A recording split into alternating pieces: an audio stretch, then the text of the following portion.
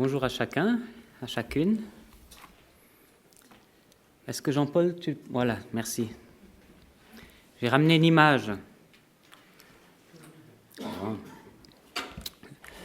Une image, vous reconnaîtrez à l'arrière les petites fioles pour les vaccins.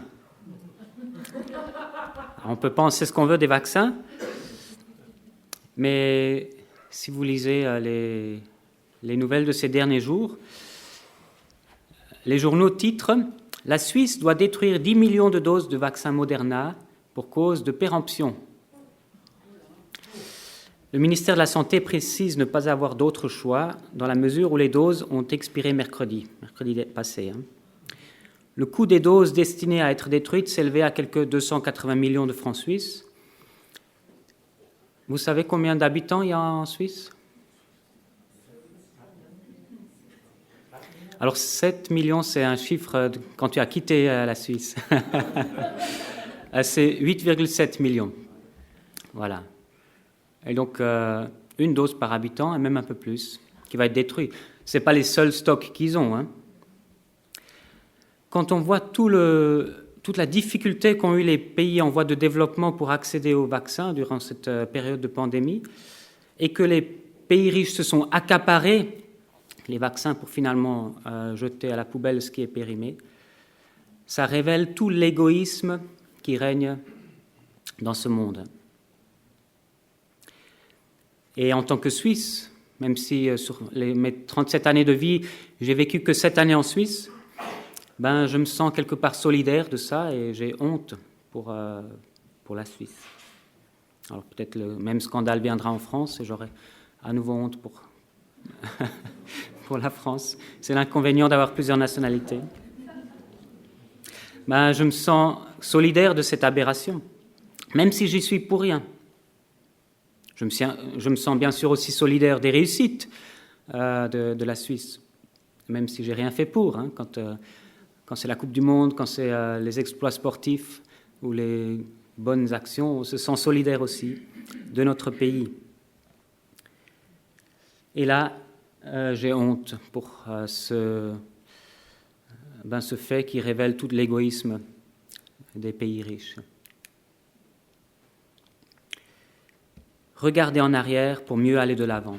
Dans le texte d'aujourd'hui, nous sommes toujours dans Daniel, nous verrons que Daniel a aussi vécu ce principe de solidarité et il avait honte en regardant en arrière l'histoire du peuple d'Israël. Mais ce regard en arrière va aussi être bénéfique parce qu'il va le faire marcher encore mieux en avant. Ce regard en arrière va même être un déclencheur dans la marche en avant de l'histoire d'Israël. Je vous invite à ouvrir vos Bibles dans Daniel au chapitre 9. Et je lis déjà les 3 premiers versets qui vont situer le contexte avant d'arriver dans le texte qui nous intéresse et qu'on va étudier, qui vont nous parler encore ce matin. Daniel, chapitre 9, les versets 1 à 3.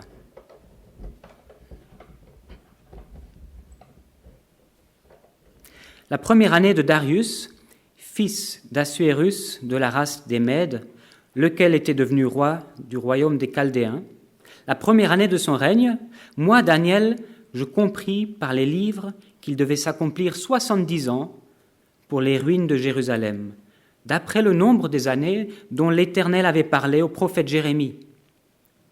Je tournai ma face vers le Seigneur Dieu afin de recourir à la prière et aux supplications par le jeûne, le sac et la cendre.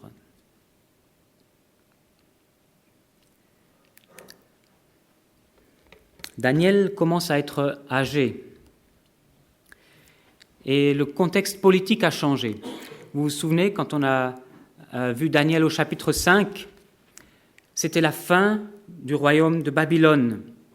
Et j'avais dit que c'était un tournant pour l'histoire du Moyen-Orient. La chute de Babylone était annoncée et elle est arrivée. À la fin du chapitre 5, lorsqu'on voit la chute du dernier roi de Babylone, ou plutôt de son fils Belchatsar, il est indiqué que Darius le Mède a reçu la royauté à l'âge de 62 ans. Mais ce fait est quand même étonnant parce que le roi libérateur, celui qui a vaincu Babylone, c'est Cyrus, le roi de Perse. Et Daniel nous parle de Darius le Mède. En réalité, les Mèdes n'ont pas régné seuls. Il s'agit du royaume des Mèdes et des Perses. Les Mèdes avaient déjà été intégrés au royaume de Perse bien avant la chute de Babylone. Et il est très probable que ce Darius le Mède soit simplement un titre que porte Cyrus le Grand, parce que c'est bien Cyrus le Grand qui est venu sur le trône en prenant Babylone. Pourtant, on retrouve cette dénomination Darius dans les chapitres 6, avec l'histoire de Daniel dans la fosse aux lions, dans le chapitre 9 où on est, et puis dans le chapitre 11. Mais au chapitre 10, Cyrus est nommé roi de Perse. On voit Cyrus, celui qui a réellement libéré le peuple d'Israël et qui va aussi renvoyer le peuple d'Israël dans ses terres. À la fin du chapitre 6, au verset 29, on a un verset qui rassemble ces deux noms et qui dit « Daniel lui-même prospéra sous le règne de Darius et sous le règne de Cyrus le Perse ». Alors, pour essayer d'expliquer cette apparente contradiction, une des solutions, c'est de dire que Darius, c'est un des titres du roi Cyrus le Perse, parce qu'il était roi de Perse et de Mède.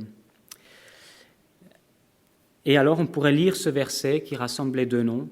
Daniel lui-même prospéra sous le règne de Darius, c'est-à-dire sous le règne de Cyrus le Perse. On a ici une petite difficulté, où on n'a pas forcément toutes les réponses pour bien expliquer, mais c'est une réponse possible, une explication possible pour comprendre ce texte et ce contexte. On se trouve donc ici dans la première année du règne des Médo-Perses, c'est-à-dire en 538 avant Jésus-Christ, dans la première année du règne sur Babylone, bien sûr, puisqu'ils régnaient déjà avant sur leur propre royaume. Lorsque Daniel a été déporté en 605 avant Jésus-Christ, il était un jeune homme. Il est parti de Jérusalem, il est arrivé à Babylone. Là, on est 67 ans plus tard. Il devait donc avoir à minima 80 ans, peut-être un peu plus. C'est un homme qui a fait sa vie, qui a servi le Seigneur, et la Bible nous le présente comme un homme qui n'a pas de défaut, qui n'a pas vraiment en tout cas, ne relate pas ses péchés, ne relate pas ses travers, ses torts. C'est un homme qui était là pour servir le Seigneur et pour être un prophète dans l'exil. Alors Daniel, arrivé à plus de 80 ans, et avec l'arrivée de Cyrus, roi de Perse, il va commencer à chercher, à creuser dans la parole. Il va faire des découvertes assez incroyables dans les Écritures. Pour Daniel, et on le voit à travers tout le livre de Daniel, c'est vraiment Dieu qui est aux commandes de l'histoire de son peuple, aux commandes de l'histoire des nations. C'est lui qui place les rois en son temps. Et Daniel fait vraiment confiance à Dieu. Et il fait confiance aussi à ce qu'il lit dans les Écritures. Et d'ailleurs, il fait confiance même à des Écritures très récentes. On parle ici du prophète Jérémie. Jérémie a prophétisé à Jérusalem avant la déportation. Et ces dernières prophéties vont être écrites en Égypte peu après 587, peu après la grande déportation de Jérusalem vers Babylone. Lui, il a été emmené en Égypte. Donc, ces prophéties de Jérémie sont toutes récentes. C'est assez incroyable de se dire que ces prophéties de Jérémie étaient déjà reconnues du temps de Daniel comme faisant partie du canon des Écritures saintes, comme étant inspirées par Dieu.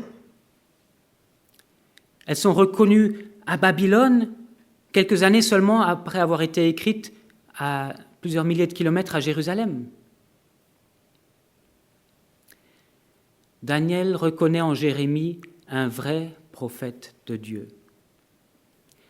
Ce détail-là nous donne un peu une indication sur la manière dont les Écritures ont été rassemblées au fur et à mesure et reconnues comme étant parole de Dieu au fur et à mesure.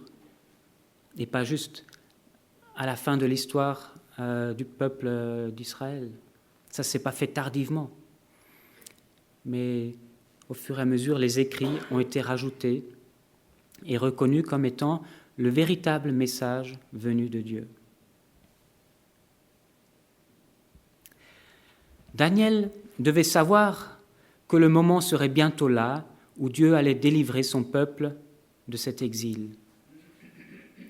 Le prophète Ésaïe avait déjà prophétisé en 712 avant Jésus-Christ, c'est-à-dire 174 ans plus tôt, que le libérateur se nommerait Cyrus. C'est une prophétie incroyable. Et beaucoup de gens ont du mal à se dire que ce texte-là a été écrit 174 ans avant l'arrivée de Cyrus, roi de Perse. En Ésaïe 45, verset 13, on lit « C'est moi qui ai suscité Cyrus pour la justice, et j'aplanirai toutes ses voies. Il rebâtira ma ville et laissera partir mes déportés sans indemnité ni présent, dit l'Éternel des armées. » Ce n'est pas juste un verset, on voit à travers tout le chapitre 44 et 45 d'Ésaïe que Dieu dirige l'histoire et qu'il dirige un roi étranger pour sauver son peuple, pour le ramener en terre d'Israël. Ça devait être un sentiment incroyable de voir arriver un roi de nulle part qui vient vaincre Babylone, qui semblait invincible, et un roi qui a exactement le même nom que ce que le prophète Ésaïe avait annoncé tant d'années auparavant. Un signe. Daniel est donc allé fouiller dans les Écritures. Et c'est dans le prophète Jérémie qu'il trouve des indices plus précis. Jérémie 25, nous lisons « Tout ce pays deviendra une ruine, une désolation, et ces nations seront asservies au roi de Babylone pendant 70 ans. Mais lorsque ces 70 ans seront accomplis, j'interviendrai contre le roi de Babylone et contre cette nation, oracle de l'Éternel, à cause de leurs fautes, et contre le pays des Chaldéens, dont je ferai une désolation pour toujours. » Jérémie a prophétisé avant la déportation. Et ce deuxième passage dans Jérémie 29. « Mais voici ce que dit l'Éternel. Dès que 70 ans seront écoulés pour Babylone, j'interviendrai pour vous et j'accomplirai à votre égard ma bonne parole en vous faisant revenir dans ce lieu. Je connais, moi, les desseins que je forme à votre sujet, oracle de l'Éternel, desseins de paix et non de malheur, afin de vous donner un avenir fait d'espérance. Alors vous m'invoquerez et vous pourrez partir. Vous intercéderez auprès de moi et je vous exaucerai. Vous me chercherez et vous me trouverez, car vous me chercherez de tout votre cœur. Je me laisserai trouver par vous, oracle de l'Éternel, et je ferai revenir vos captifs. Je vous rassemblerai de toutes les nations et de tous les lieux où je vous ai bannis, oracle de l'Éternel, et je vous ferai revenir dans ce lieu d'où je vous ai déportés. Quelle prophétie précise, avec une date, 70 ans. 70 ans qui n'étaient pas symboliques seulement. On voit que ces 70 années correspondent au temps entre la première déportation, donc celle de 605 avant Jésus-Christ, et le temps où Cyrus va écrire son édit pour que les Juifs puissent revenir à Jérusalem. C'est certainement ce texte-là qui a donné l'idée à Daniel de prononcer la prière qui va suivre et qu'on va lire. Une prière qui accomplit ces paroles. Alors vous m'invoquerez, vous intercéderez, vous me chercherez de tout votre cœur. C'est ce que Daniel va faire au nom du peuple. Daniel s'appuie sur ces paroles pour espérer que Dieu va exaucer, que Dieu va se laisser trouver et que Dieu va faire revenir le peuple dans leur terre en Israël. Daniel sait que l'attente de l'action de Dieu ne se fait pas de manière passive, en se croisant les bras, en attendant. Il accompagne cette attente pleine d'espérance, de ce retour vers Dieu, de cette prière humble, de cette humiliation devant Dieu, de cette recherche de tout cœur de Dieu. C'est pour ça que Daniel va se mettre en prière. Il tourne sa face vers le Seigneur, certainement en se dirigeant vers Jérusalem comme il avait l'habitude de le faire. Mais cette période de prière qu'il entame n'est pas la prière quotidienne, la prière habituelle. C'est un temps de prière spécial.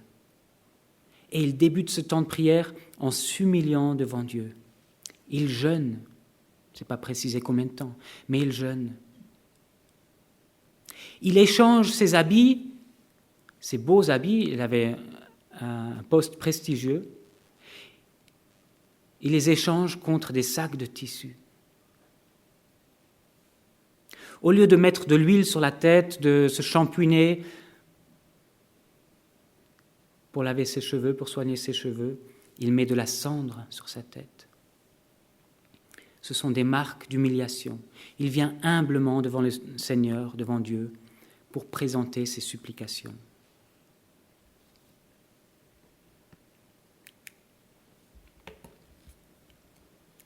Et Daniel se met à prier. Voici la prière qu'il fait. Je priai l'Éternel mon Dieu, et je lui fis cette confession. Ah Seigneur, Dieu grand et redoutable, toi qui gardes ton alliance et ta bienveillance envers ceux qui t'aiment et qui observent tes commandements. Nous avons péché, nous avons commis des fautes, nous avons été méchants et rebelles, nous nous sommes détournés de tes commandements et de tes ordonnances. Nous n'avons pas écouté tes serviteurs les prophètes qui ont parlé en ton nom à nos rois, à nos princes, à nos pères et à tout le peuple du pays. À toi, Seigneur, la justice et à nous la honte, comme en ce jour, aux hommes de Juda, aux habitants de Jérusalem et à tout Israël, à ceux qui sont près et à ceux qui sont loin, dans tous les pays où tu les as chassés à cause des infidélités dont ils se sont rendus coupables envers toi. Éternel, à nous la honte au visage, à nos rois, à nos princes, à nos pères, parce que nous avons péché contre toi. Auprès du Seigneur, notre Dieu, la compassion et le pardon, car nous avons été rebelles envers lui. Nous n'avons pas écouté la voix de l'Éternel, notre Dieu, pour suivre ses lois qu'il avait mises devant nous par l'intermédiaire de ses serviteurs, les prophètes. Pour commencer, Daniel reconnaît devant Dieu que le peuple d'Israël n'a pas écouté Dieu, ni ses prophètes, ni la loi que Dieu avait donnée.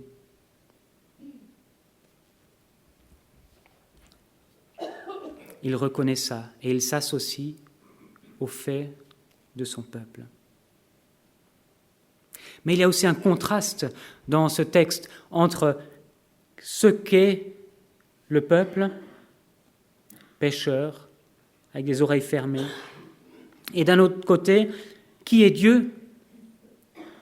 Il s'adresse à un Dieu qui aime son peuple. Il s'adresse à un Dieu fidèle à son alliance, à un Dieu bienveillant, à un Dieu qui est juste, à un Dieu qui est plein de compassion et qui a le pardon en réserve. Le contraste est grand entre le peuple rebelle et ce Dieu fidèle et plein de compassion. Je continue la lecture. Tout Israël a transgressé ta loi et s'est écarté sans écouter ta voix. Alors se sont répandues sur nous les imprécations et les serments qui sont écrits dans la loi de Moïse, serviteur de Dieu, parce que nous avons péché contre Dieu. Il a accompli la parole qu'il avait prononcée contre nous et contre nos chefs qui nous ont gouvernés, en faisant venir sur nous un grand malheur. Et il n'en est jamais arrivé sous le ciel entier de semblable à celui qui est arrivé à Jérusalem. Comme cela est écrit dans la loi de Moïse, tout ce malheur est venu sur nous et nous n'avons pas imploré l'Éternel, notre Dieu. Nous ne nous sommes pas détournés de nos fautes, nous n'avons pas discerné ta vérité. L'Éternel a veillé pour que ce malheur vienne sur nous, car l'Éternel, notre Dieu, est juste dans toutes les œuvres qu'il a faites, mais nous n'avons pas écouté sa voix. Et maintenant, Seigneur notre Dieu, toi qui as fait sortir ton peuple du pays d'Égypte par ta main puissante et qui t'es fait une renommée comme elle l'est aujourd'hui, nous avons péché, nous avons été coupables. Daniel reconnaît que la situation actuelle du peuple d'Israël déporté à Babylone, soumis à un peuple étranger, que cette situation-là est juste. Il reconnaît que ça correspond au juste jugement de Dieu. Quand nous lisons les livres de Moïse, notamment le Lévitique, le Deutéronome, ces livres terminent avec un choix qui est présenté au peuple d'Israël. Et ce choix, c'est « Suis le Seigneur, obéis au Seigneur et tu vivras. Tu seras abondamment béni. Détourne-toi du Seigneur, marche selon ta propre voie et le Seigneur interviendra et jugera. » Et une des conséquences qui est présentée dans le Deutéronome, dans le Lévitique, c'est la déportation. Dieu a fait selon ce qu'il a dit. Dieu a été fidèle à sa parole. Et pourtant, il a eu beaucoup de patience. Il a eu beaucoup de patience, mais à un moment donné, ce jugement est arrivé. Et Daniel, plutôt que de se plaindre de cette situation-là, plutôt que de se rebeller contre ce Dieu qui était juste, Daniel reconnaît la culpabilité de son peuple et la justice de Dieu. Et je termine la lecture de la prière à partir du verset 16. Seigneur, selon tous tes actes de justice, que ta colère et ta fureur se détournent de ta ville de Jérusalem, de ta montagne sainte. Car à cause de nos péchés et des fautes de nos pères, Jérusalem et ton peuple sont dans le déshonneur pour tous ceux qui nous entourent. Maintenant donc, ô notre Dieu, écoute la prière et les supplications de ton serviteur, et pour l'amour du Seigneur, fais briller ta face sur ton sanctuaire dévasté. Mon Dieu, prête l'oreille et écoute, ouvre les yeux et regarde nos ruines et la ville sur laquelle ton nom est invoqué. Car ce n'est pas à cause de nos œuvres de justice que nous te présentons nos supplications, c'est à cause de tes grandes compassions. Seigneur, écoute. Seigneur, pardonne. Seigneur, sois attentif. Agis et ne tarde pas. par amour pour toi, ô mon Dieu, car ton nom est invoqué sur ta ville et sur ton peuple. La fin de cette prière est magnifique, parce qu'après la reconnaissance de sa culpabilité, Daniel peut s'adresser à Dieu avec confiance, sachant qu'il peut demander le pardon à Dieu, sachant que Dieu accorde le pardon. Et il ne vient pas il aurait pu venir avec sa propre justice, en disant « Regarde Seigneur, comme j'ai été juste dans ma vie ». Il ne vient pas avec ça. Il aurait pu venir avec des actes de justice de son peuple, en disant « Seigneur, maintenant nous t'avons obéi ces dernières années, tu nous fais rentrer à la maison ». Ce n'est pas avec ça qu'il vient. C'est à cause de tes grandes compassions, c'est à cause de la compassion de Dieu qu'il ose demander grâce, qu'il ose demander pardon, qu'il ose demander que Dieu l'écoute.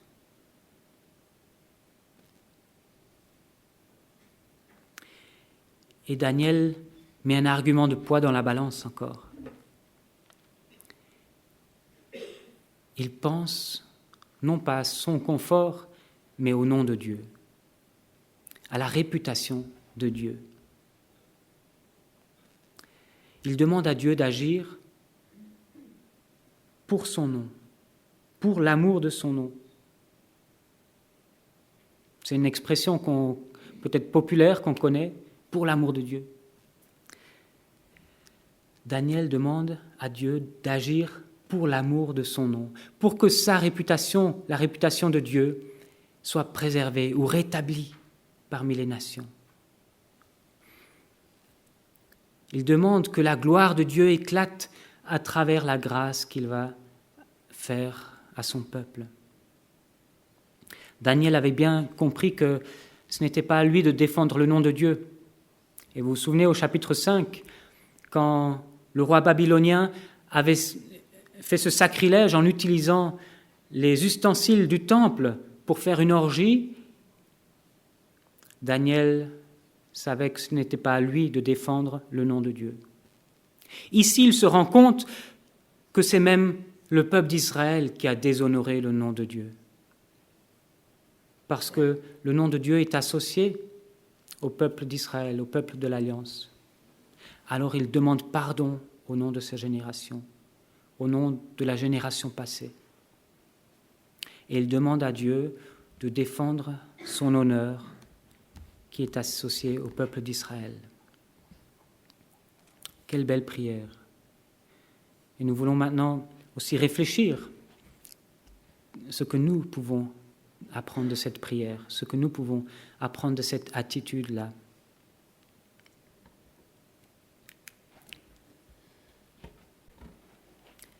Regarder en arrière pour mieux aller de l'avant. À nous de regarder en arrière. Dimanche dernier, on a fêté les 40 ans de l'Église. Quelle joie! C'était une très belle fête. Beaucoup de gens l'ont dit. Les gens de l'Église l'ont dit et les invités l'ont dit. Quelle joie! C'est vrai, ces 40 ans d'Église témoignaient de la fidélité de Dieu durant ces 40 ans. Mais en préparant cette fête, depuis le début de l'année, j'ai essayé de réfléchir à ces années passées. Bien sûr, moi, j'ai vécu que 10 ans moi-même de cette histoire-là, mais on m'en a raconté une grande partie de l'histoire d'avant. J'ai essayé de réfléchir si les fruits qu'on voit aujourd'hui correspondent à tout l'investissement fourni durant toutes ces années. Alors oui, ces 40 ans d'existence reflètent la fidélité de Dieu et son œuvre dans notre assemblée, reflètent l'investissement, le service des uns et des autres. Et c'est un privilège de pouvoir être aujourd'hui au bénéfice de tant de choses construites par le passé, pour pouvoir aujourd'hui être généreux pour le royaume et bénir même d'autres églises et d'autres chrétiens. Mais quand on y regarde de plus près, il y a aussi régulièrement des épisodes qui ont été contre-productifs, des choses qui ont gâché du fruit, des paroles qui ont détruit des personnes, des paroles qui ont bloqué et enlevé le zèle à des personnes qui voulaient servir de bon cœur. Parfois, des disputes de mots dans des réunions où on perd de vue l'essentiel. Il y a eu des histoires entre l'Église et certaines personnes et les relations ont été brisées. Ça a même fait partir certaines personnes. Il y a aussi eu des histoires dans des familles qui ont fait du mal, qui ont impacté l'Église et que l'Église n'a pas toujours bien accompagné, parfois même plutôt condamné. Et parfois, les paroles de l'Église pour redresser un frère ou une sœur et l'amener à se détourner du péché n'ont pas été entendues comme telles, mais prises pour des condamnations. Il y a eu des différends entre des personnes de l'Église qui se sont aussi envenimées, qui ont amené de l'amertume, des ressentiments durables et qui ont fait que certains ont quitté l'Église. Il y a eu des trahisons, des choses qui ont été confiées de manière confidentielle qui ont finalement été ébruitées sur la place publique. Il y a aussi des choses qui ont mis à distance d'autres églises ou des personnes qui ne sont pas de l'Église. Parfois des vies qui démontraient le contraire de ce qu'on proclame ont fait fuir des gens. Il y a eu des actes manqués. Quand on entend des critiques, ceci et cela n'est pas bon, n'est pas bien fait, pas juste, c'est parfois aussi des actes manqués où, plutôt que de critiquer, on aurait pu par amour servir. Il y a eu des regards détournés quand il y avait des situations difficiles. On a préféré ne pas regarder, on a préféré penser à autre chose, passer à autre chose. Quand on regarde ces 40 années passées, on voit aussi cela. On voit aussi notre infidélité passée. Et je m'associe à cela.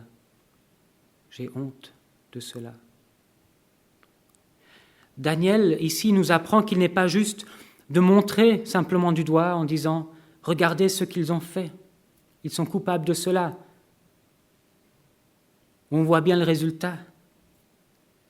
Daniel nous apprend la solidarité dans le peuple de Dieu. Une solidarité qui amène à l'humiliation alors que ce Daniel était injuste. On le présente comme quelqu'un de bon, de bien. Mais lui-même va demander pardon à Dieu pour ce que d'autres ont fait, pour ce que son peuple a fait, parce qu'il est solidaire de son peuple. Ce que Daniel nous apprend ici, Jésus l'a fait parfaitement. Et nous l'avons lu encore dans Ésaïe 53 tout à l'heure. Il a porté nos péchés, il a porté notre culpabilité, alors qu'il était innocent. Il a même porté les conséquences jusqu'à la mort, pour que nous ne portions pas cette conséquence, pour que nous ne soyons pas condamnés, mais pardonnés. Nous devrions apprendre également à être solidaires des péchés passés, de notre famille, du royaume de Dieu.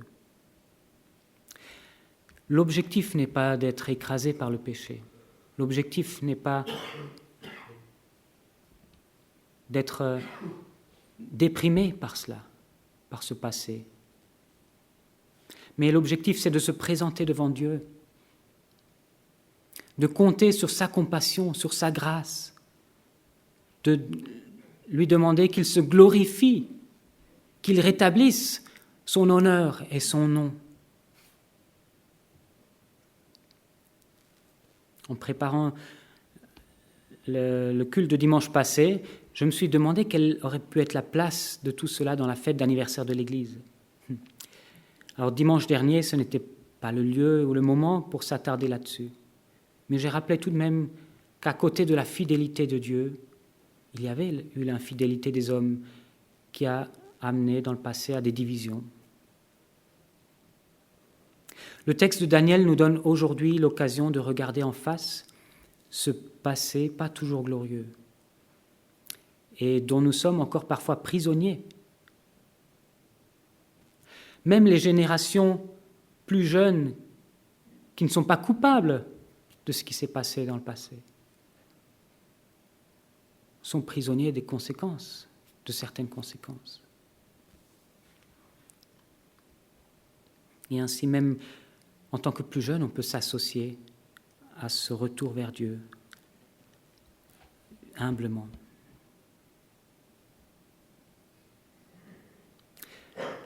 Il y a bien sûr eu des demandes de pardon, il y a bien sûr eu des réconciliations. Un certain nombre d'histoires ont été réglées, peut-être d'autres pas, ou pas entièrement. En tout cas, certaines conséquences restent encore visibles aujourd'hui. Certaines relations sont encore brisées ou étiolées ou froides. Regarder ce passé en face ne doit pas nous faire sombrer dans l'autoflagellation ou dans la critique. Ah, j'avais bien dit que cette église allait... Non. Regarder ce passé en face ne doit pas nous faire sombrer dans le pessimisme. Ce regard en arrière, où on est solidaire des péchés et des fautes commises par le passé, nous amène à implorer le pardon et la grâce de Dieu et à lui demander de nous libérer des conséquences de ce passé. Regardez avec quelle assurance Daniel formule la fin de cette prière. Seigneur, écoute, Seigneur, pardonne, Seigneur, sois attentif, agis et ne tarde pas par amour pour toi, ô mon Dieu. Quelle assurance il avait, Daniel. C'est la même assurance avec laquelle nous pouvons nous approcher de Dieu. Nous pouvons nous appuyer sur son amour, sachant qu'il restaure les choses, sachant qu'il va nous faire avancer, il va nous faire continuer. Et il va nous faire continuer de manière plus efficace, meilleure, quand les choses du passé seront brisées, quand les conséquences du passé seront rétablies.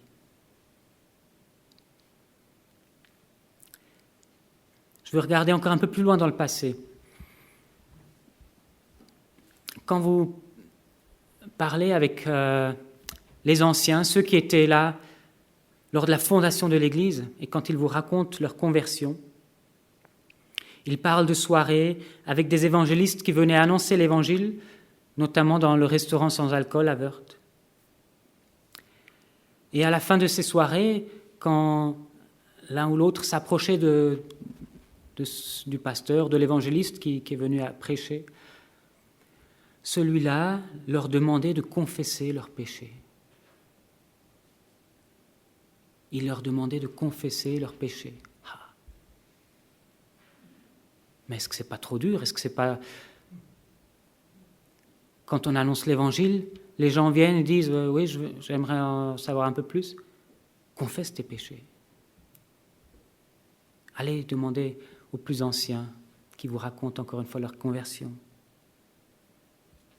Ce n'est qu'après cette confession de péché que l'évangéliste les amenait à une prière pour donner sa vie à Christ.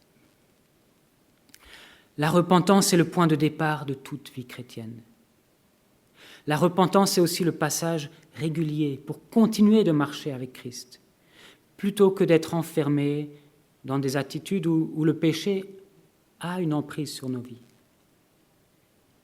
Et cette repentance peut être vécue de manière individuelle, mais elle peut aussi être vécue en Église. Alors,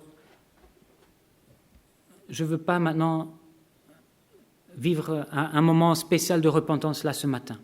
Je n'ai pas prévu ça.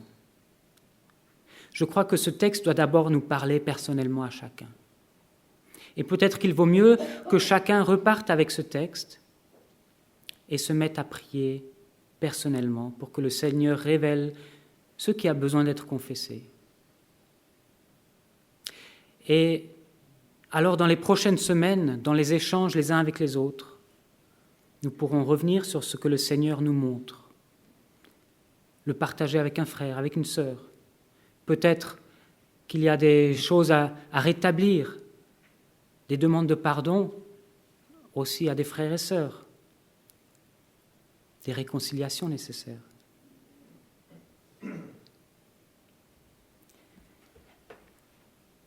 Peut-être l'un ou l'autre, vous pouvez aussi venir m'en parler ou venir en parler à un ancien, pour que nous puissions à un moment donné vivre quelque chose qui soit pas juste improvisé comme ça, mais qui vienne du cœur de l'ensemble de l'Assemblée. Regardez en arrière pour mieux aller de l'avant. Nous vivrons aussi au mois d'octobre, le 22 octobre, c'est un samedi, 18 heures de prière en église, de 6 heures du matin jusqu'à minuit. On va mettre des tranches horaires pour faire une chaîne de prière toute la journée. Ce sera l'occasion pour l'Église de prier pour divers sujets.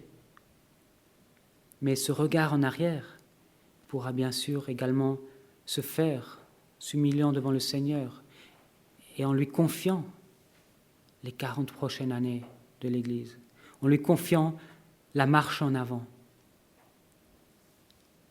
et en l'implorant de nous délivrer de ce qui est encore, de ce qui nous bloque encore.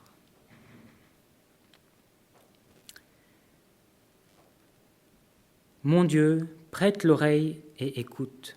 Ouvre les yeux et regarde nos ruines et la ville sur laquelle ton nom est invoqué. Car ce n'est pas à cause de nos œuvres de justice que nous nous présentons, nos supplications, c'est à cause de tes grandes compassions. Seigneur notre Dieu, qu'il est bon de connaître ce Dieu plein de compassion. Et tu nous parles à travers ce texte ce matin, tu nous déranges peut-être, mais nous voulons nous laisser interpeller. Nous voulons venir avec des cœurs sincères devant toi et te demander, oui, que tu puisses agir dans nos cœurs à chacun ces prochaines semaines, afin que nous puissions vivre ce que Daniel a vécu avec cette prière où il s'est associé au péché de son peuple, où il a demandé pardon. À un moment donné, où tu étais sur le point d'agir pour faire avancer le peuple dans ton histoire. Seigneur, nous sommes reconnaissants pour tout ce que nous avons déjà vécu dans notre assemblée, mais aussi peinés pour notre péché, et nous voulons continuer d'avancer avec toi. Alors à ce point, nous te demandons de préparer nos cœurs pour que nous puissions vivre cette prière de Daniel. Amen.